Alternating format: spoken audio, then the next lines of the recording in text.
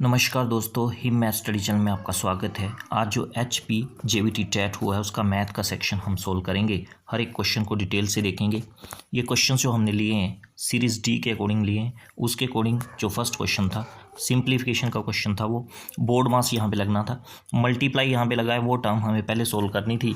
तो ये 3 से 3 कैंसिल आउट हो जाना था यहाँ पे, और यहाँ पे 3 से 6 कैंसिल हो जाना था, यहाँ पे 2 आ जाना था। बचना क्या था हमारे पास, फर्स्ट टर्म जो आनी थी वो माइनस का 2/5, फिर प्लस का 5/2 एज इट इज़ लिख दो।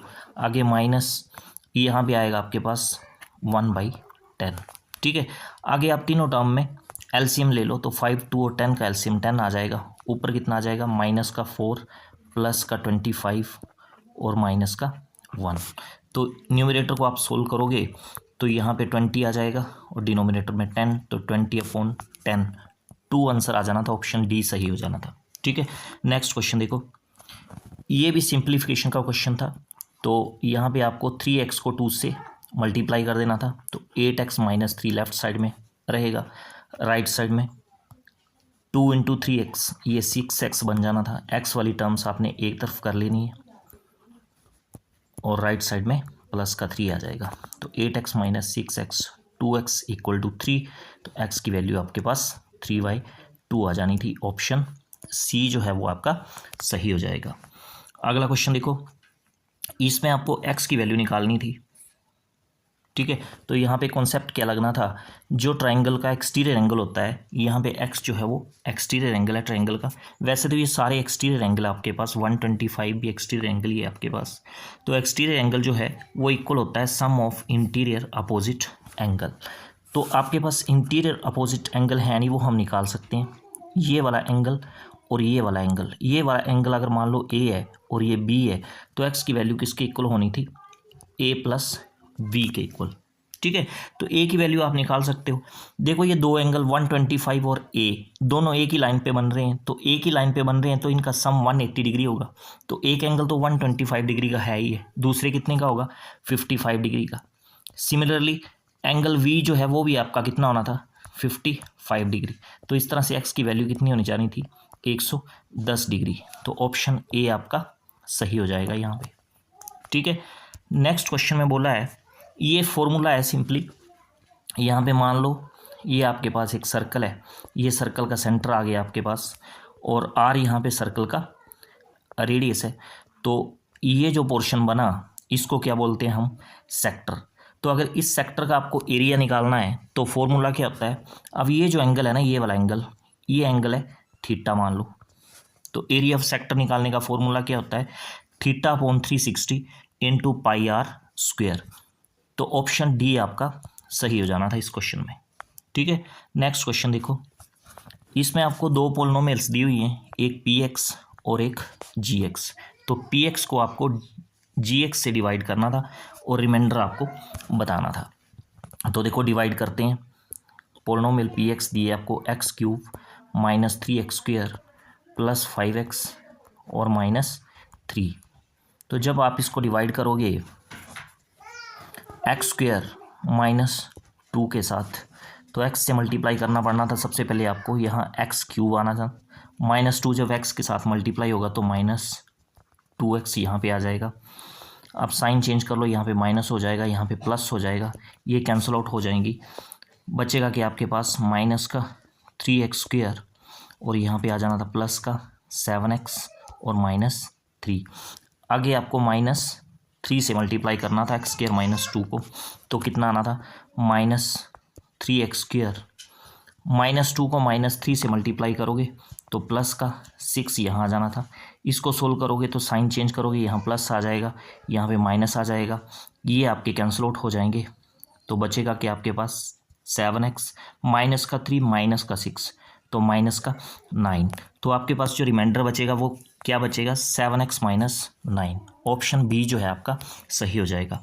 अगला क्वेश्चन देखो, तो इस क्वेश्चन में दो इक्वेशंस आपको दी हुई हैं, दो लीनियर इक्वेशंस आपको दिए हैं, और आपको बताना है कि कोफिशिएंट के बीच में क्या रिलेशन हो कि दोनों इक्वेशन का एग्जैक्टली वन सोल्यूशन हो।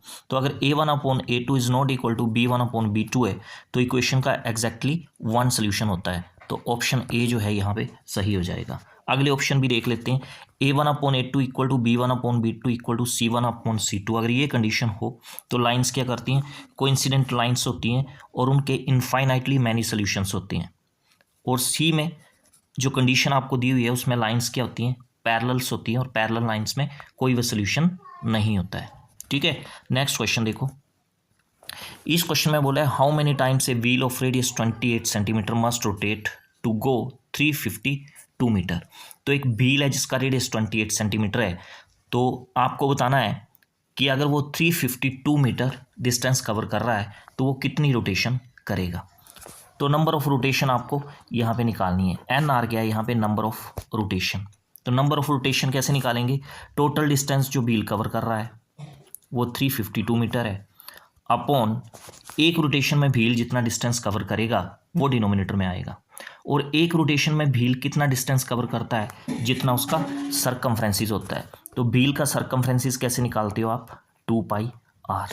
ठीक है, तो 2 × 22/7 पाई की वैल्यू, रेडियस आपको दे रखा है 28। ठीक है, तो 7 4 कितना हो जाएगा 28। ठीक है, इन तीनों को मल्टीप्लाई करोगे तो आपके पास ये आ जाएगा 176 सेंटीमीटर। पर आपको 352 जो है वो मीटर में दिया हुआ है, तो यहाँ तो आप इसको सेंटीमीटर में कर दो, 100 से मल्टीप्लाई कर दो। ठीक है, डिनोमिनेटर में आपके पास आ जाएगा 176। ये 176 सेंटीमीटर क्या है, एक रोटेशन में व्हील जो है वो जितना डिस्टेंस कवर कर रहा है वो है। ठीक है, अब 176 से ये 352 कट जाएगा 2 टाइम्स, 100 को 2 से मल्टीप्लाई करोगे 200 आएगा, ऑप्शन ए जो है वो सही हो जाएगा। ठीक है, नेक्स्ट क्वेश्चन देखो। इस क्वेश्चन में बोला है कि -81 जो है इस अर्थमेटिक प्रोग्रेशन की कौन सी टर्म है। तो मान लेते हैं हम कि ये -81 है, ये अर्थमेटिक प्रोग्रेशन की nth टर्म है। तो nth टर्म को कैसे लिखते हैं हम, an। तो an कितना मान लिया हमने, -81, और an का फॉर्मूला आपको पता है क्या होता है, a + n-1 × d। a यहाँ पे क्या है, a यहाँ पे आपके पास फर्स्ट टर्म है इस AP की, तो फर्स्ट टर्म AP की कितनी दे रखी है आपको 21, प्लस n हमें फाइंड आउट करना है, एज इट इज़ लिख दोगे, और d कॉमन डिफरेंस है, तो दो टर्म्स के बीच में डिफरेंस देख लो आप कितना है, तो -3। ठीक है, second term minus first term, तो 18 - 21 करोगे तो -3 आएगा, कॉमन डिफरेंस -3 बन जाएगा, और -81 जो है वो राइट साइड में रहेगा। इसको सोल्व कर लो, तो 21 को हम दूसरी तरफ ले जाएंगे, -3 को आप मल्टीप्लाई कर दो n-1 के साथ, तो कितना आएगा -3n + 3, और -81 और -21। ठीक है, अब -3n ये आ जाएगा, +3 आ गया, और -81 -21 कितना आ जाएगा ये, तो ये आएगा -102 आ जाएगा। ठीक है, -3n इक्वल टू, अब ये +3 राइट साइड में जाएगा, ये -3 आ जाएगा, और -102 ऑलरेडी राइट साइड में है ही है, तो -105 बन जाएगा। ठीक है, माइनस से माइनस आपका कैंसिल आउट हो जाएगा, n की वैल्यू आपको निकालनी है, तो 105 को आप 3 से डिवाइड करोगे तो कितना आएगा आपका 35। ऑप्शन बी जो है आपका सही हो जाएगा। तो इसका मतलब -81 जो है वो इस AP की कौन सी टर्म होगी, 35th टर्म। नेक्स्ट क्वेश्चन देखो, ये भी सिंप्लीफिकेशन का क्वेश्चन है। इसमें सिंपली आपका फॉर्मूला लगना था, अगर देखो a की पावर m है इंटू b की पावर भी m है, तो ये किसके इक्वल हो जाता है, a × b whole power m। तो यही फॉर्मूला यहाँ पे यूज़ होना था।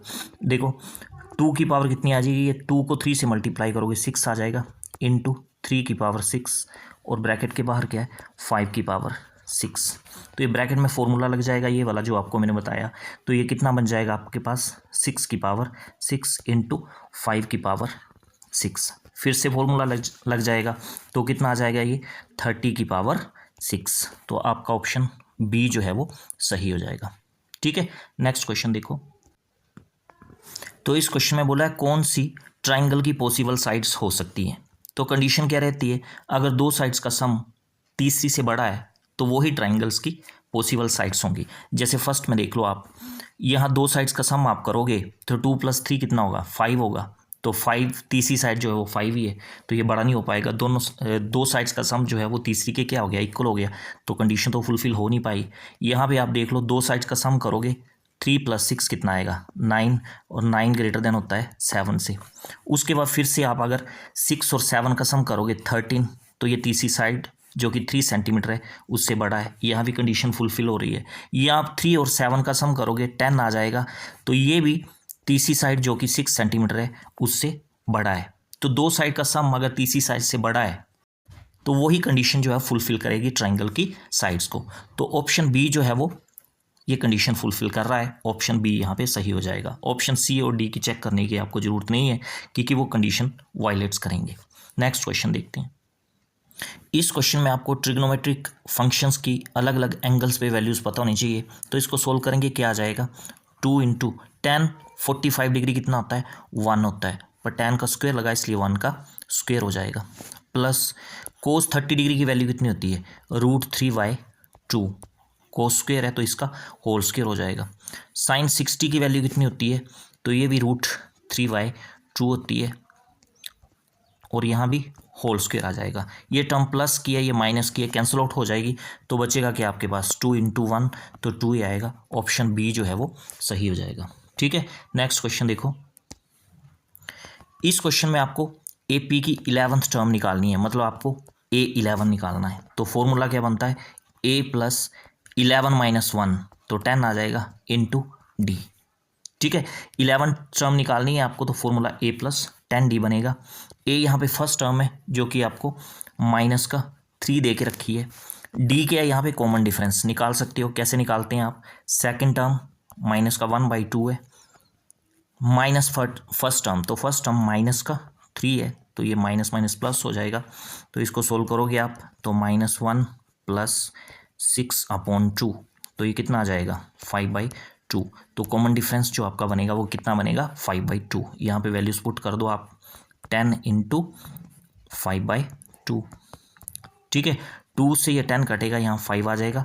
कुल मिला के आपके पास कितना बचेगा -3 + 25, तो -3 + 25 कितना आता है 22 प्लस का। ऑप्शन बी जो है आपका सही हो जाएगा। ठीक है, नेक्स्ट क्वेश्चन देखो। इसमें बोला है which of the following can not be probability of an event. तो प्रोबेबिलिटी कभी भी नेगेटिव में नहीं होती, ऑप्शन बी डायरेक्ट इसका सही हो जाना था। ठीक है, अगला क्वेश्चन देखो। इस क्वेश्चन में उसमें बोला है a football team won 10 matches out of the total number of matches they played. अब एक टीम जो है वो 10 मैचेस जीतती है out of total number of they played. तो टोटल नंबर उसने मान लो एक्स मैचेस खेले हैं, एक्स में से वो 10 मैचेस जीत रही है, और विन परसेंटेज आपको दे रखी है 40%। तो परसेंटेज अगर हमने निकालनी है विन परसेंटेज, तो कैसे निकालते हैं, जितने मैच जीते हैं divide by total number of matches, जो कि हमें पता नहीं है इसलिए हमने एक्स मान लिए, मल्टीप्लाई 100। तो ऐसे निकालते हैं विन परसेंटेज, और ये आपको 40 के इक्वल ऑलरेडी दे ही रखी है। आपको टोटल नंबर ऑफ मैचेस निकालने हैं कि कितने खेले हैं, मतलब एक्स की वैल्यू आपको निकालनी है। तो क्या करो आप सिंप्लीफाई कर लो इसको, तो कितना आ जाएगा, ये एक्स की वैल्यू आपको निकालनी है। 1 0 से 1 0 यहाँ पे कैंसिल आउट हो जाएगी, 100 बचेगा लेफ्ट साइड में, 4 से ये 100 भी कट जाएगा, 25 हो जाएगा। ठीक है, राइट साइड में 1 बचेगा, एक्स को 1 से मल्टीप्लाई कर दो, तो एक्स की वैल्यू कितनी आ गई 25। तो ऑप्शन डी आपका सही हो जाना था। ठीक है, नेक्स्ट क्वेश्चन देखते हैं। ये सिंप्लीफिकेशन का क्वेश्चन था। सिंपली आपको यहाँ पे क्या करना था, 19 और 57 का एलसीएम 57 आ जाना था। न्यूमरेटर में कितना आना था, 57 को 19 से डिवाइड करोगे 3 आएगा, 3 को -8 से मल्टीप्लाई करोगे तो -24। 57 को 57 से डिवाइड करोगे 1 आएगा, 1 को -2 से मल्टीप्लाई कर दो तो -2 ही आएगा। तो न्यूमरेटर में -26/57। ऑप्शन बी आपका सही हो जाना था। नेक्स्ट क्वेश्चन देखो। इस क्वेश्चन में आपको बोला है Raju's father's age is 5 year more than 3 time Raju's age. तो राजू की एज हम R4 राजू है, यहाँ पे राजू की एज को हम x मान लेते हैं। तो उसकी फादर की एज के बारे में क्या बोला है कि ये 3 टाइम है एक तो राजू की एज से, तो 3x हो जाएगा, और 5 ईयर मोर है तो 3x + 5, और बाद में आपको उसके फादर की एज दे भी रखी है 44 ईयर्स, तो ये 3x + 5 जो है वो 44 के इक्वल ही होगा। तो आपको राजू की एज निकालनी है, मतलब एक्स की वैल्यू आपको निकालनी है। 5 को आप राइट साइड में ले जाओ तो 44 - 5 कितना आ जाएगा 39 आ जाएगा। तो एक्स की वैल्यू कितनी आ जाएगी 13। ऑप्शन बी आपका सही हो जाएगा यहाँ पे। ठीक है, नेक्स्ट क्वेश्चन देखते हैं। इस क्वेश्चन में आपको एक क्यूबाइडल टैंक है, उसकी कैपेसिटी निकालनी है लीटर में। तो क्यूबाइडल टैंक का आपको वॉल्यूम निकालना पड़ेगा। वॉल्यूम में कैसे निकालते हो आप? Length into breadth into height. तो लेंथ आपको 6 दे रखी है, ब्रेथ आपको 5 दे रखी है और हाइट आपको 4.5 दे के रखी है। ठीक है, इनको मल्टीप्लाई कर लो, 6 5 30 हो जाएगा। 30 को 4.5 से मल्टीप्लाई करोगे तो 135 आ जाएगा ये मीटर क्यूब। तो ये वॉल्यूम आ जाएगा आपका क्यूबाइडल टैंक का मीटर क्यूब में। आपको लीटर में निकालना है, आपको दे भी रखा है कि 1 मीटर क्यूब जो है वो 1000 लीटर के इक्वल होता है। तो मीटर क्यूब की जगह आप 1000 लीटर लिख दोगे तो कैपेसिटी कितनी आ जाएगी टैंक की? 1,35,000 लीटर। ऑप्शन ए जो है वो सही हो जाएगा। ठीक है, नेक्स्ट क्वेश्चन देखते हैं। इसमें बोला है ए डाई इज थ्रोन वंस, एक डाई को एक बार फेंका गया, आपको प्रोबेबिलिटी निकालनी है of getting a prime number. Prime number आने की प्रोबेबिलिटी आपको निकालनी है। डाइस के फेसिस कितने होते हैं? 6। तो टोटल फेसिस जो डाई के होते हैं वो डिनोमिनेटर में आएंगे। और प्राइम नंबर 6 फेसिस में प्राइम नंबर कौन कौन सा हो सकता है? एक प्राइम नंबर 2 हो सकता है, एक 3 हो सकता है, या फिर 5 आ सकता है। तो ये 3 ही आपके प्राइम नंबर होते हैं 6 फेसिस में। ठीक है, तो 3 जो है वो न्यूमरेटर में आ जाएगा आपका। ठीक है, तो 1/2 जो है वो प्रोबेबिलिटी आएगी getting a prime number. Option A जो है वो सही हो जाएगा। ठीक है, अगला क्वेश्चन देखो। इस क्वेश्चन में आपको बोला है length of the side of the square आपको निकालनी है। एरिया दिया रखा है आपको स्क्वायर का। तो अगर हम स्क्वायर की साइड ए मान लें तो एरिया ऑफ स्क्वायर क्या होता है? साइड इंटू साइड, ए इंटू ए स्क्वायर। और ए स्क्वायर आपको 441 मीटर स्क्वायर के इक्वल दे के रखा है। तो स्क्वायर हटाओगे दूसरी तरफ स्क्वायर रूट लग जाएगा। तो 441 का स्क्वायर रूट क्या होता है? 21। तो स्क्वायर की साइड क्या हो जाएगी? 21। ऑप्शन डी जो है वो सही हो जाएगा। नेक्स्ट क्वेश्चन देखते हैं। इसमें आपको कोट थीटा की वैल्यू दे के रखी है √3। थीटा आपको फाइंड आउट करना है। तो आपको पता है कोट जो है कौन से एंगल पे √3 वैल्यू देता है? Coat 30 degree. कोट 30 डिग्री कितना होता है? √3। तो कोट से कोट यहाँ कैंसिल हो जाएगा, थीटा कितना आ गया? 30 डिग्री। ठीक है, ऑप्शन सी जो है आपका सही हो जाएगा यहाँ पे। अगला क्वेश्चन देखते हैं। यहाँ भी देखो आपको कॉन्सेप्ट लगाना था। अगर बेस सेम है, बीच में डिवाइड का साइन है, तो पावरें क्या हो जाती हैं आपकी? माइनस हो जाती हैं। तो m -3 तो प्लस का 3 हो जाएगा। ठीक है, और इक्वल टू 5 की पावर 5। अब दूसरा कॉन्सेप्ट क्या लगेगा? बेस अगर सेम है, बीच में इक्वल टू का साइन है, तो आपकी पावरें क्या हो जाएगी? इक्वल हो जाएंगी। m+3 जो है वो 5 के इक्वल हो जाएगा। ठीक है, m की वैल्यू आपको निकालनी है। 3 को दूसरी तरफ ले जाओगे, 5 - 3 2। ऑप्शन बी जो है वो सही हो जाना था। नेक्स्ट क्वेश्चन देखते हैं। इसमें बोला है सुशांत जो है एक बुक का 1/3 पार्ट 1 घंटे में पढ़ लेता है। तो बोलता है 2 and 1/5 आवर्स में वो बुक का कितना पार्ट पढ़ेगा? तो देखो 1 आवर में वो कितना पढ़ रहा है? 1/3 पार्ट। ठीक है, 2 and 1/5 का मतलब क्या है? इसको फ्रैक्शन में चेंज करोगे तो 11/5 आ जाएगा। तो 11/5 आवर्स में वो कितना पार्ट पढ़ेगा बुक का? 1/3 इंटू 11/5 तो कितना आ जाएगा? 11/15। ऑप्शन ए जो है वो सही हो जाएगा। इसमें क्या है? एक टाउन की पॉपुलेशन जो है 25,000 से डिक्रीज होगी, कितनी होगी? 24,500। तो डिक्रीज परसेंटेज आपको निकालना है। तो डिक्रीज परसेंटेज आप कैसे निकालोगे? पॉपुलेशन कम कितनी हुई? 500 कम होगी। ठीक है, इनिशियल पॉपुलेशन कितनी थी? 25,000। पहले पॉपुलेशन जो थी कितनी थी? 25,000। वो डिनोमिनेटर में आ जाएगी इंटू 100, क्योंकि परसेंटेज में आपको आंसर निकालना है। तो ये 3 0 से 3 0 कैंसिल आउट हो जाएंगी। 25 से ये 50 कटेगा 2 टाइम्स। तो परसेंटेज में कितना डिक्रीज आया? 2% का। ऑप्शन बी जो है आपका सही हो जाएगा। ठीक है, अगला क्वेश्चन देखो। इस क्वेश्चन में आपको डाटा दिया हुआ, उसका मोड आपको निकालना है। तो मोड कैसे निकालते हो? वो टर्म देखनी है आपने जो सबसे ज़्यादा बार रिपीट हो रही है। तो आप डाटा को देखोगे तो 14 जो है वो सबसे ज़्यादा बार रिपीट हो रहा है, इसलिए 14 ही क्या होगा? इस डाटा का मोड होगा। ऑप्शन ए जो है वो सही हो जाएगा। इस क्वेश्चन में आपको 2 नंबर दे रखे हैं, एक 306 और एक 657। इनका HCF 9 दे रखा है। LCM आपको निकालना है। तो आपको पता होना चाहिए कि 2 नंबर का जो LCM और HCF का प्रोडक्ट होता है, LCM और HCF का जो प्रोडक्ट होता है वो उन 2 नंबर्स के प्रोडक्ट के इक्वल होता है, 306 इंटू 657। ठीक है, HCF आपको दे रखा है कितना? 9 दे रखा है। तो HCF की जगह 9 लिख दोगे, इक्वल टू 306 इंटू 657। आपको HCF निकालना है। सॉरी आपको एलसीएम निकालना है, तो एलसीएम यहाँ रखोगे, 9 को दूसरी तरफ क्या कर दोगे, डिवाइड कर दोगे, ठीक है।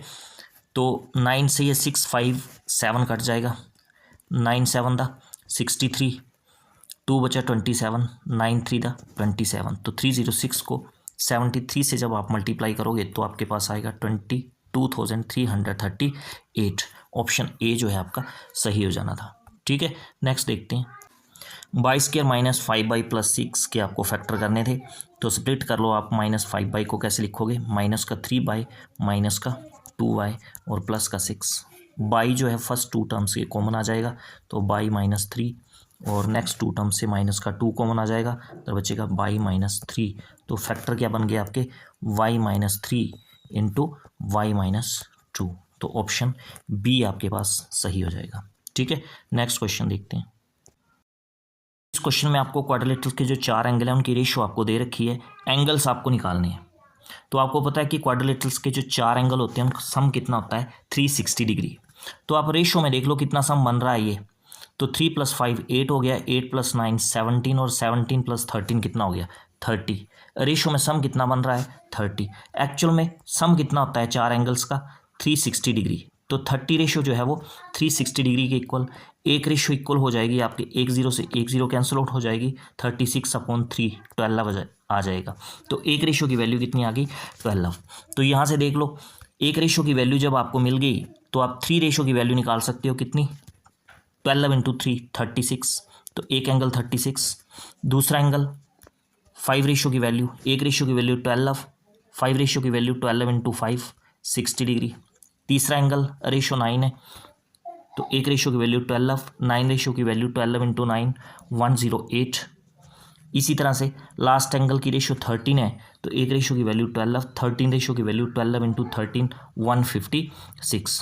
तो देख लो कहाँ पे ये 4 एंगल बन रहे हैं, 36 60 108 156। ऑप्शन ए जो है वो सही हो जाएगा आपका। इस क्वेश्चन में आपको एक क्वाड्रेटिक पोलिनोमियल बनानी है जिसकी सम ऑफ 0 आपको -3 दे के रखी है और प्रोडक्ट ऑफ 0 2 दे के रखा है। अगर मान लो आपके पास ये क्वाड्रेटिक इक्वेशन है ax² + bx + c, तो सम ऑफ 0 के लिए क्या फॉर्मूला बनता है, -b/a। और ये सम ऑफ 0 आपको कितना दे के रखा है, -3। तो -3 को आप -3/1 लिख सकते हो। और प्रोडक्ट ऑफ 0 ये क्या बनता है, c/a। और ये आपको दे के रखा है 2 को हम लिख सकते हैं 2/1। तो आप कंपेयर करोगे, यहाँ से माइनस से माइनस आपका कैंसिल आउट हो जाएगा। आपके पास b की वैल्यू जो है वो 3 आ जाएगी, a की वैल्यू जो है वो 1 आ जाएगी और c की वैल्यू जो है वो 2 आ जाएगी। ये सारी वैल्यूज़ आप इस इक्वेशन में पुट कर दोगे, तो a की जगह 1 रखोगे यहाँ पे, तो 1 × x², तो x² आएगा। b की जगह 3 रखोगे तो प्लस का 3x आएगा, और c की जगह 2 रखोगे तो प्लस का 2 आ जाएगा। तो आपके पास क्वाड्रेटिक पोलिनोमियल जो बनेगी वो कौन सी बनेगी, x² + 3x + 2। ऑप्शन बी सही हो जाएगा। तो यहाँ देखो इस क्वेश्चन में बोला है कि एक खेत को फेंसिंग करने का जो खर्चा आ रहा है वो कितना आ रहा है, 5,280 रुपये। और फेंसिंग के चार्जेस क्या हैं, 24 रुपये हैं पर मीटर के हिसाब से। अब उसने बोला है the field is to be plough at the rate of ₹0.5 per मीटर²। और खेत को जोतने का जो खर्चा है वो कितना हो रहा है, ₹0.50 पर मीटर²। तो आपको cost of ploughing the field ये निकालनी है आपको। तो देखो पहले तो हमें, अगर हमें कॉस्ट निकालनी है प्लोइंग द फील्ड, तो सबसे पहले हमें खेत का एरिया निकालना पड़ेगा। ये मान लो सर्कुलर फील्ड है एक, इसका एरिया निकालना पड़ेगा, तभी हम उसको प्लो करने के चार्जेस निकाल सकते हैं। तो इस सर्कल का एरिया कैसे निकालेंगे, अगर हमारे पास रेडियस होगा, रेडियस का कहाँ से आएगा, यहाँ से आएगा रेडियस। कैसे आएगा, देखो उसने बोला है कि खेत को, सर्कुलर फील्ड को फेंसिंग करने के कितने पैसे लग रहे हैं, 5,280। चार्जेस क्या ले रहा है वो, 24 रुपये ले रहा है 1 मीटर के। तो कितना खेत उसने फेंस किया होगा, 5,280 बटा 24। ये काटोगे तो कितना आएगा, देखो 24 दूने 48 आ जाएंगे, 4 बचेंगे, फिर से 48 बनेंगे, 24 दूने 48 0 मीटर।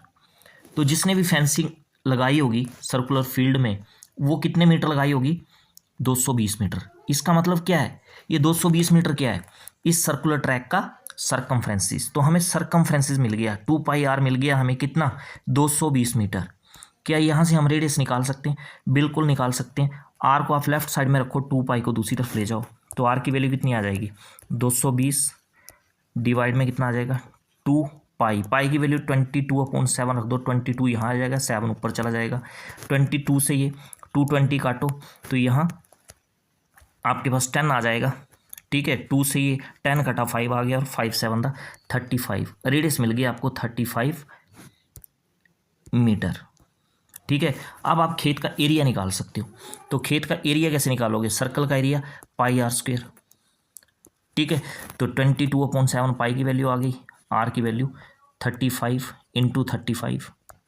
ठीक है, 7 5 था 35, 22 को 5 से मल्टीप्लाई करेंगे 110 आ जाएगा, और 35 को 110 से मल्टीप्लाई करेंगे तो ये 3850 मीटर स्क्वायर। अब इतना एरिया आ गया खेत का। अब प्लो करने के चार्जेस क्या हैं, 1 मीटर स्क्वायर के कितने, 0.5, तो 3850 के कितने बन जाएंगे, 3850 इंटू 0.50, 0.50 को हम 50/100 लिख सकते हैं। ये 20 से 20 आपकी कैंसिल हो जाएंगी, ये चार्जेस आएंगे रुपीज़ में। ठीक है ना, तो आपके पास फील्ड को प्लो करने के चार्जेस कितने आएंगे, 385 × 5 मल्टीप्लाई करोगे 1925। ठीक है, तो ऑप्शन यहाँ पे आपका डी जो है वो सही हो जाएगा। ठीक है, तो ये थे क्वेश्चंस जो पूछे गए थे HP JVT टैट में। आई होप सारे क्वेश्चंस आपको अच्छे से पता चल गए होंगे। अगर वीडियो आपको अच्छा लगा तो वीडियो को लाइक और शेयर आप जरूर कर दें। चैनल पर नए हो तो चैनल को सब्सक्राइब भी आप कर लें। तो आज के लिए फ़िलहाल इतना ही, थैंक यू।